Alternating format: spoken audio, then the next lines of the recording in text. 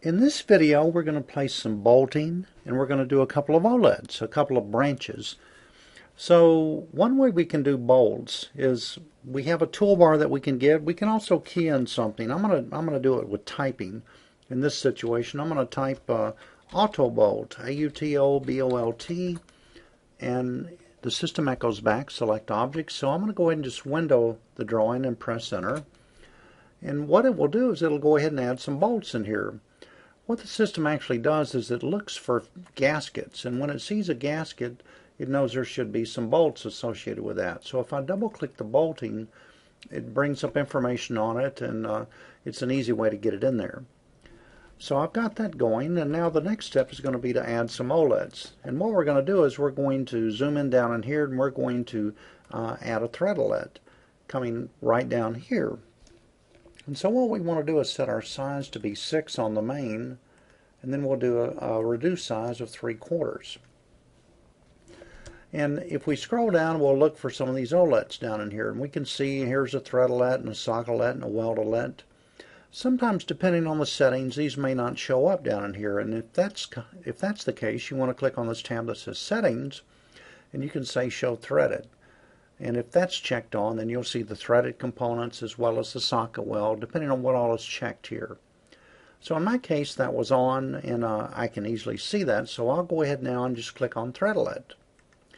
And what I'm going to do is just pause right here on the end of this component, but not click anything, and I'm just going to move to the right a little bit and track over. And what I'll do is I'll type 100, and it'll actually locate that thread OLED 100 millimeters down from the end of that pipe. If I press enter there, it'll show it for me, and I can drag straight down and it'll place it in for me. And so when a thread OLED is done correctly, the center line of it will be touching this line here. It'll be perpendicular to that. And the purple center line on the thread OLED, if it will be recessed in. This represents a thread engagement here, a female thread engagement. So what I can do is I'll have it like that, and then what I want to do is click on a pipe nipple. Well, if I come right here and click, I can see it. I'll click on that, and then I'll look at my options down here. One of them is a length. I'm going to right click and say length, and I'll just say 100. And then if I press enter on the keyboard, it'll connect on the last component I drew. So it comes straight down, and I'll click, and then I'll notice the prompts again. I'm getting an echo down here. On the end of this pipe nipple, I can do threaded or beveled or plain end conditions. And I'm going to press enter, enter, and it'll do threaded on each side of it. And if I double click it, it'll echo back what it's done here. It'll say threaded on both ends. The other thing I can do, I can really take a look at this thing. If I just move this pipe nipple over for a moment and just take a look at it, I can see that it does have a male thread engagement on each side here, or a thread extension. So I'm going to go ahead and move this back. And we want to make sure that we actually do it with an O-snap here.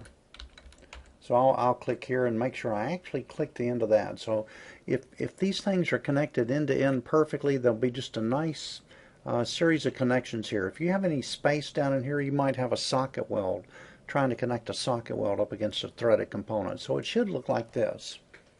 Then finally I can do a threaded gate valve down in here. I need to scroll down to find that, and I'll look.